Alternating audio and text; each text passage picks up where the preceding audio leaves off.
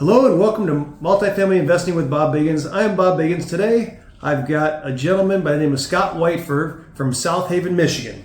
Scott bought his first rental property in 2014 on his birthday for $22,500. After securing a tenant, he refinanced to pull out $40,000 in equity and used it as a down payment for 2 more single-family rentals. He took on a larger project, a 48.3 acre farm with multiple structures, and refinanced to fund development of the Kal-Haven Outpost, a campground with cabins, tents, tent sites, and RV spaces, and later acquired the historic Hotel Nichols in downtown Kal-Haven. The next year, he purchased a 9-unit Class D apartment through a land contract, and ultimately a 40-unit Class D building. Scott lives in Kal-Haven, Michigan with his wife, Corrine, and their 4 children, alongside his work with Whiteford Wealth Management. Welcome, Scott, and thank you for spending some time with us. Yeah, thanks for having me, Bob. Very interesting background there. Can you give me a little more information on your background, like why real estate, your construction? Looks like you've done a lot, remodeling, and really what was the crux behind driving you into real estate so early in your career? So first off, I want to just tell you a little bit of a funny story on that first rental property. So my wife actually saw that property and said, "Scott, it's hideous. I don't even want my name on it." So I actually bought that, closed on my birthday. It was happy birthday to myself that year. And she said, "Hey, don't even put my name on it." I said, "Well, honey, we're married, so it's going to show up on our tax return either way." But I coalesced, and then after that one worked out, she said, "Start putting my name on these things." Funny how that changes. But yeah, I just think that's hilarious. It's just fun to look back on that one. But why real estate? So obviously during the day, I do financial consulting, handle a lot of legal matters, a lot of financial matters, a lot of tax matters, and it's just so enjoyable for me to kind of clock out of work, exercising my brain all day, and use these things. You get, I mean, of course, building a portfolio and seeing that dollar cost averaging over time. I mean, it's kind of it's intangible, really, at the end of the day. Whereas if you're working on real estate, you're getting your hands dirty right off the bat. You're seeing the real progress that's happening every single hour of every single day that you're working on it. So I really enjoyed that. Also, timing, I'll be honest. 2014 in Southwest Michigan was still towards the bottom of the market after the 2008 crash. And obviously, I mean, I was able to buy a house for $22,500. I mean, obviously, there was mold everywhere, blah, blah, blah. But it was still a house for $22,000. Yeah. Really, at the end of the day, I had a tenant in a home, a 2-bedroom, 1-bath home. I was all in for about $40,000. I mean, that just doesn't exist anymore. No. Also, the 21-month no-interest credit card, that no longer exists anymore either. Interest rates were very, very low at the time. Yes. I was joked because every single year I purposely wrecked my credit, taking out as much as I possibly could because interest rates were just so darn low. Right. So it was always fun to just watch the credit score go from, got up to, the upper 700s and then all of a sudden in the upper 600s. And then throughout the year I get up to the upper 700s and take out another big loan again. Gotcha. So, but timing was a huge one, interest rates and just the price of real estate at the time. I mean, I was buying homes for really on average of $50 a square foot. Yeah. All in renos, everything else. I mean, I might be at, between $50 and $75 a square. Right. I mean, right now you can't even build anything for less than $250 right now. Right. So it was just really fortunate timing. Opportunistic is a good way to describe me. Mm-hmm. I never was really looking for anything in particular because everything was pretty new to me. Mm-hmm. Trying to figure out how to do drywall. I mean, I had never done that before. Right. Mudding, painting, doing everything.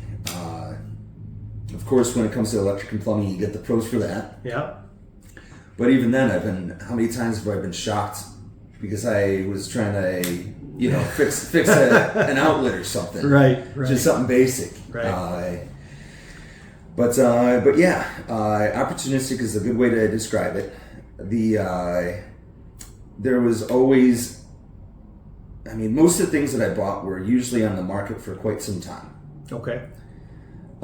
So that the old farm that turned into the Kal-Haven Outpost, the Campground, that was listed for about 3 years. Wow. Nobody wanted it. Wow. And I just thought that the history was so cool. It had been in the same family for 100 years. The stories. I talked to the guy that sold it to me, and I said, "I'll be honest with you. I think I'm the only person that's willing to save the old farmhouse that your whole family grew up in. Mm-hmm. Can you help me out with the price?" Mm-hmm.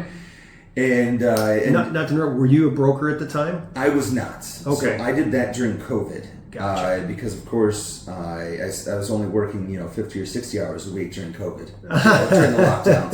Gotcha. So I did the night school classes, and I ended up getting my broker's license and opening my brokerage at that time. Gotcha. Okay. But yeah, I talked to the guy and I said, "Hey, I promise you a handshake, help me out with the price, and I will save this farmhouse that you grew up in." Mm-hmm. And at the time, he was probably about between 65, 70, somewhere in there. Mm-hmm. So he really appreciated the honesty and saying, and it's still to this day, he brings this nice RV over every summer with his family and everything. It's he great. probably loved the hustle and the young guy. He probably loved it. So I get to see him every year, and he's just a great guy. That's great. That's great. But yeah, that's kind of. That kind of wraps things up in a nutshell as to why, I suppose. Gotcha. To me, it sounds like instant gratification. When you work on something, of which I do the same, it looks terrible. You take a piece of garbage and you turn it into something beautiful. It's like there's very little better feeling than that. It's for sure good gratification. I can really appreciate that. So pivoting over to where we are now at. Whiteford Wealth. What do you do here? What's a typical day look like around here? If there is a typical day. Yeah. So I like to kind of nerd out. I'll be honest. I've been doing this for a very long time. My dad started this back in 1997, so I was 9 years old at the time. Gotcha. And I just remember riding my bike over to the office and shredding papers and filing stuff. It was just really cool to see. Me being a math guy, mm-hmm. I just really appreciated the fact that you can, number one, save money in taxes. I always think the government is a little inefficient with our money. They don't spend as well as we do. But that, and then also the fact that you can have money in something like stocks or mutual funds or ETFs or whatever, and it actually grows for you. So you're not constantly trying to get the W-2, mm-hmm. and that really just compounds over time, and I appreciated that. So I like to be kind of the one of the resident nerds here. Typical thing where somebody says, "Hey, I've got this really, really crazy situation going on," mm-hmm. and I can answer 95% of the questions right on the spot, because most people that have money invested in the market, they usually have plenty of different questions. They probably have some real estate, they probably have this, they probably have that. There's so many tax implications. As soon as any dollar amount is involved, there's always some kind of a tax involved. Right. So just I get so much gratification on helping people save money in taxes and grow their money passively over time. Mm-hmm.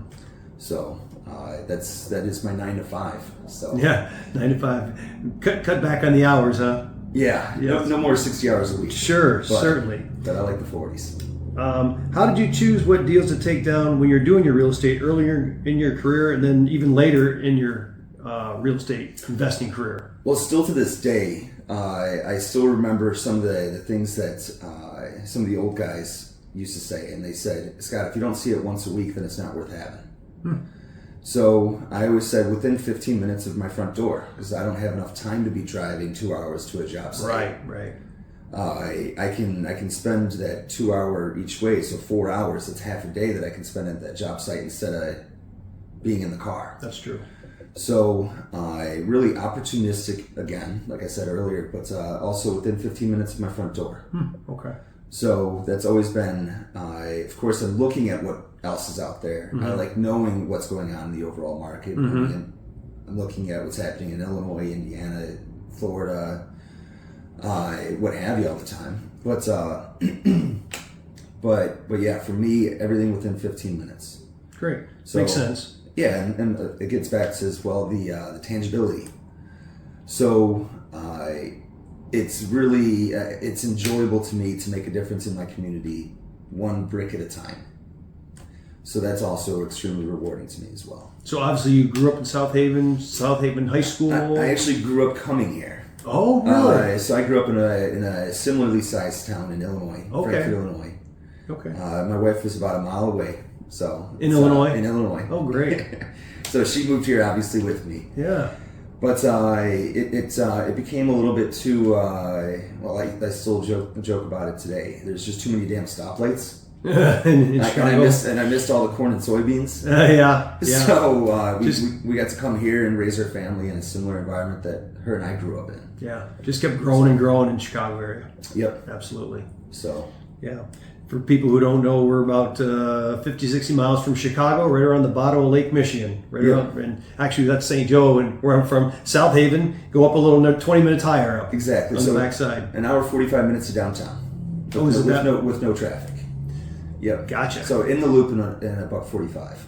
Gotcha. So not too bad. Yeah, certainly. And if you want to go right across the lake, you could probably be there in less than an hour. Let's see. Yeah. So it's neat to be accessible in South Haven. So hour 45 to the loop, like I said. You got 45 minutes to Kalamazoo, 3 hours to Indianapolis, less than an hour to downtown Grand Rapids. But it just feels like a completely different planet here in South Haven. It's very, very cool to live here. So I feel blessed. Yeah, it's a great town. I really enjoy coming up and visiting the beaches and the shops, and it's very, very nice here. Made a good choice in making this home.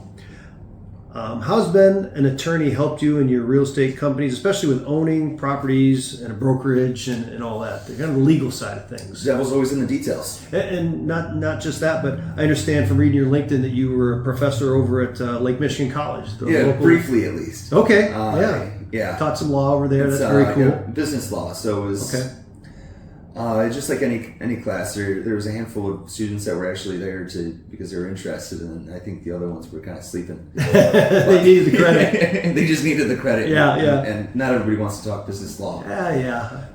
But yeah, so that was fun. But really, the devil's in the details, like I said.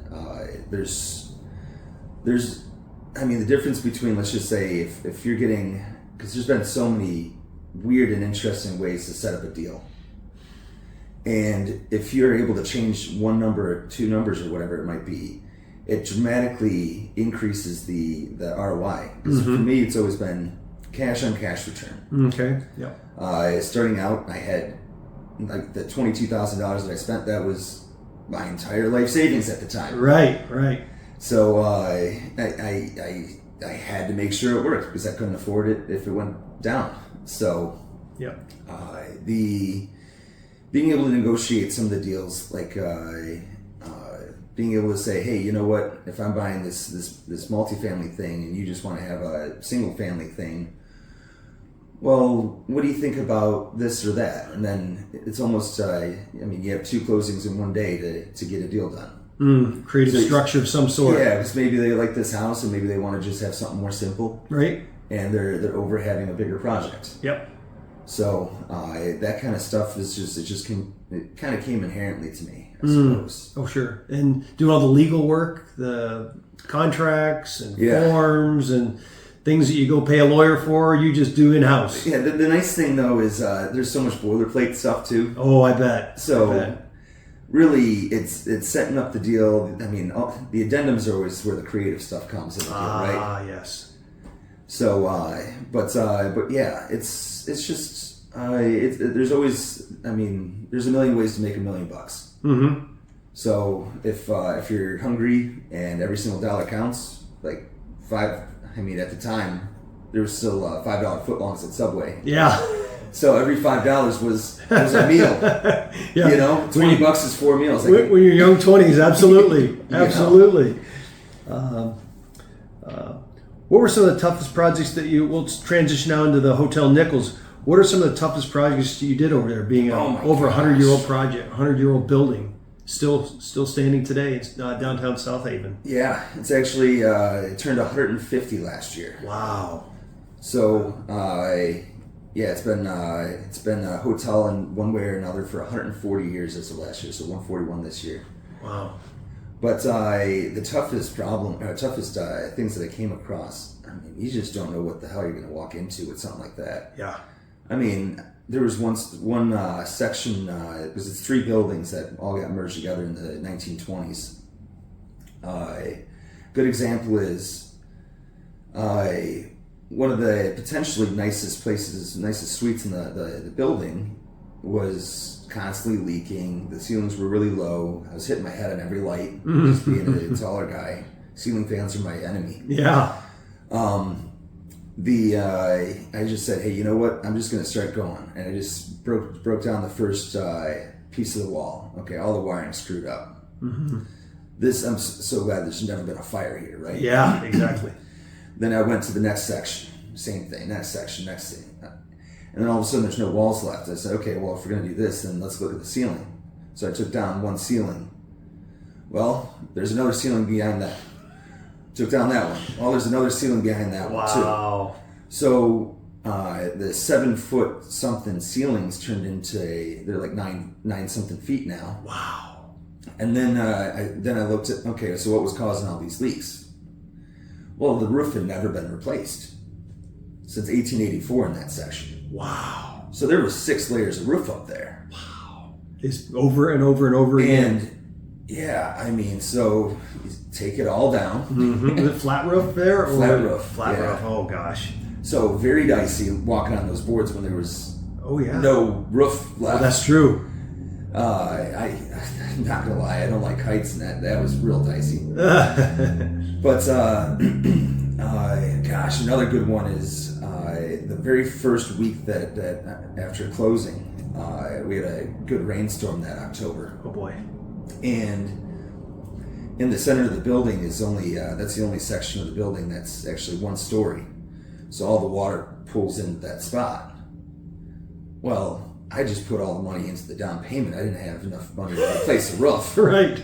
So we had a series of tarps going all around that entire part of the building because it was off limits to guests. This is the back of the house, thank God. Okay. And then a series of tarps and buckets. Oh my gosh. Because that's all we could afford. And Right. then on top of the roof, what do? We got another tarp. We put it over the whole thing. Yeah, and we had some cinder blocks Oh yeah. holding the tarp. That's So we awesome. at least mitigated the water, and then we funneled all the water into the spots that we could manage it. Yeah. The things you don't think about, you're like, I took it down. I got a down payment. I got it. Now I've got it. I didn't have Oh my 15 gosh. grand left to replace that section of roof. No. Today it'd be 40 or 50 Yeah. all day long. So that was the first major project that I worked on there, was replacing that roof. Wow. Hands on? So no, I got some pros to do that. Yeah, that's good. A flat roof. That's tough. It was a tough spot. That's there was tough. all these weird wonky corners. Yeah. So it was a project. So sounds like even with that one, it was funny because that was my first run-in with OSHA. Oh. So thankfully, I hired a company, but apparently they had a random inspection by OSHA, and they had a couple guys not wearing hard hats.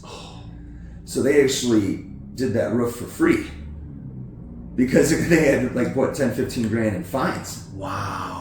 And I felt so bad for him at the time because 15 grand is a lot of Subway footlongs. Yeah, sure is. And I felt so bad for those guys. So they have done every single section of that roof ever since. Oh yeah. They did a great job. I just felt bad because hey, gosh, they had a couple guys that just didn't follow the rules, and OSHA decided to turn up that day. Wow. Is it a local group Just doing that? out of Kalamazoo. Oh, okay. Cool. So local enough, yeah. Yeah, for sure enough. But yeah, you just never know. So. What are your long-term plans? We're changing gears again on you. What are your Sure. long-term goals and plans for the Kal-Haven Outpost campsite? So, Kal-Haven Outpost. That is my retirement plan. Oh, I just want to drive around in the Kawasaki and deliver beer. I'm sorry. Well, I'll deliver beer too, but deliver firewood, deliver ice, pick up garbage. Yep. I'll sip on a beer while I'm doing it. Maybe I have a couple of kids with me. Sure whatever. enough. And I just want to cruise around and just make sure everybody's having a good time. I mean, even when I do it now, I always love when you got guests. They say, "Oh, you're allowed to drink at work?" And I'm like, "Yeah, I've got a great boss over here." I don't even tell them like, tell me you own it. No, it doesn't matter. I'm just like, "You guys doing all right over here? Okay, great." That's awesome. And I might have a kid drive, and I got my foot hovering the brake. Yeah. Just in case. And that's great for the kid. That's fun stuff. Oh yeah, they get to learn how to drive pretty much as soon as they can sit in my lap. That's great. So by the time they're 7, 8, 9, I don't have to worry about anything. They're driving the Kawasaki, the side by side of them all around, and they're safe about it. It's great. They're probably thinking this is the greatest thing ever. So it's like having a huge playground and they're literally in their backyard. That's what it is. Yeah. And so actually, my best buddy, his dream job was to be a park ranger. Okay. And he was my camping buddy and road tripping buddy since we were teenagers, basically. And he actually, I roped him in. Him and I are partners on the campground, and he runs everything there. Oh, wow. So he's the boss. I am the support staff. Gotcha. So I just want to drive around with the Kawasaki and deliver ice. And that's awesome. Let him just deal with the unhappy people. Oh, you got an issue? Yeah, go talk to Rob. He's the boss. Yeah. That's awesome. So, and Robbie, if you ever see this, you know I love you, buddy. So you're gonna send this around. He knows it's true too, though. Oh, that's funny. So I guess you kind of just gave me your long-term goals with business, family, really anything else that comes to mind with. You're what, 35 now? Planning on retirement here soon, or 37? 37. Okay. But yeah, so. Yeah, retirement sounds extremely boring. I would agree with you. So I don't know if I'm ever going to stop tinkering or figuring out some kind of new project, something to test my brain, test my skills a little bit. Right. I mean, right now, I'm just not seeing any really great deals right now. Mm-hmm. I've been kind of quiet. Mm-hmm. But I mean, it's very, very rewarding to be able to just drive around, like, the 15-minute. Yep. Just being able to drive around and I remember all the different just hurdles that I had overcome, and just the feeling of pride is. I mean, I like to be a humble guy, but I mean, you have a feeling of pride when you see the things that you did. When you got that many doors and they're all functioning, that's a nice business. It's very, very cool. Yeah. And really, what I love is this is not the first time I've said it, but I could be selfish. If I have plenty of things for my kids to do, hopefully that means that they'll stick around somewhere too. Sure. Absolutely. So then I get to really enjoy that retirement age. I'm right there with you. As grandpa. I'm right there with you. I get it. I understand. I always thought it was really, really neat that the Hotel Nichols, so the Nichols family that renamed it because Nichols bought it in 1944 and renamed it to Hotel Nichols. Okay. He had 5 kids, and when he passed in 1980, each one of his 5 kids got a business. I just thought it was the neatest thing because he was very entrepreneurial at the time too, and so his daughter got the hotel. His son got this, the other daughter got this, and I just always thought that was really, really a neat way to do it. Mm-hmm. So still to this day, there's still Nichols family members around. Those kids are all unfortunately they're starting to pass now. Like Pepper Nichols, who was the one that got it from her dad in 1980, so she just passed. I think it was spring of last year. Mm-hmm. Oh wow! But they're all in their 80s now. Wow. So they always know that they have a spot to hang out whenever they're in town. Absolutely. So, and I just love the stories. Come back home. I think one of the good ones too is the youngest Nichols, Donnie Jr. He lived in that building for 42 years. Wow. So he was 2 years old when his dad bought it and lived the next 42 years in there because he actually raised his family in the building and everything. Wow. So one day he's over and we're having a beer and I said, gosh, there was one thing I just can't find out.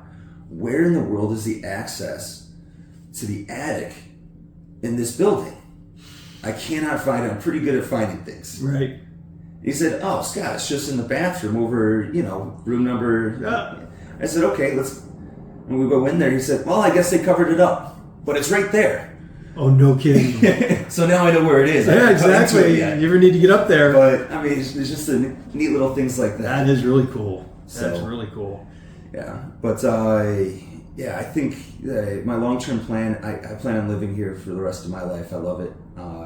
Maybe I'll get down south a little bit more often. But I think that's about the only thing that's going to change too much. Yeah, that's great. That's great. Well, town's lucky to have you, all your entrepreneurial ventures. We're wrapping up. Is there anything you want to close out with or share with the audience? I think that was one little note because I had to think about that for a second. But because I love talking to the high schoolers and the college kids and that kind of stuff. So if any of them are watching, I feel like my generation for sure were the ones that really started to say a lot about it. Is 40 hours, you should be able to have a retirement, have this, have that. The way I see it is your first 40 pays your bills. Your second 40 is your profit. And then if you do another 40, then it's all profit because you have no time to spend it. That's right. That is for sure. So if you're willing to do 5 or 10 years of those 100-something hour weeks, this is what happens. It's all about the hustle. And you can have some fun along the way. Get a couple of buddies over and some pizza and some beers or whatever. And, right. Hey, we just have to rip up these floors, guys. Who wants to make some holes in some walls? Right. Like and so there's a lot of fun involved, but you have to kind of think about it that way. So as long as, I think if you really want to get ahead in life, you got to work at least 60 or 80. I agree. Yeah, you can't work 40 hours. 40-hour week and then expect to get ahead in life. That's just the baseline. Yeah. So that's from the mind of an entrepreneur. So absolutely. Yeah, and another one is because I just had somebody that I talked to that just started a business. They're about 2 years in, and they haven't taken a salary or anything yet, and they want investors because they want to start taking a salary. Okay. I said, "Gosh, I didn't pay myself anything until year 11." Yeah. Ate a lot of footlongs. Yeah, what are you talking about? Your first 40 should be paying those bills. Right. And then, after maybe I was aggressive in 11 years, but maybe wait 5. Right. You don't have to, if you're patient with it, things really, really do compound. No. Good things come to the people who really hustle. It's not luck. It comes from effort. I like to say half and half. I think a lot of it you make your own luck, I think, a lot of times. Be in the right place, the right time, talking to the right people, hustling, meeting people, getting out there, putting yourself out there, being uncomfortable. It's what it's all about. For sure. You have to do that. So, Scott, it's been an absolute pleasure. Great meeting with you today. Yeah. Thank you very much. And I look forward to talking to you again several times over. Sounds great. Thank you. All right.